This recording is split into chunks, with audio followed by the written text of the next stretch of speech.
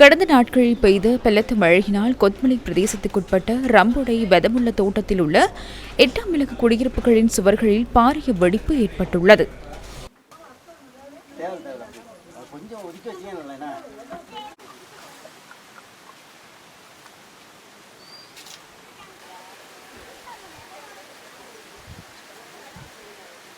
மண் சரிவு இப்படி வெடிப்பாக இருக்கு. எல்லாம் ரொம்ப சேதமாயிருக்கு. ஒரு 8 குடும்பங்களுக்கு. எங்களுக்கு தற்காலிகமாக இருக்கிறது இன்றைக்கி 3 நாள் ஆச்சு. யாருமே பார்க்கல, எதுவும் கேட்கல. சரியான இது ஒன்றும் கிடைக்கல. ஆனால் ஆளுகள்லாம் சின்ன பிள்ளைகளை வச்சுக்கிட்டு பெரும் கஷ்டப்படுறாங்க.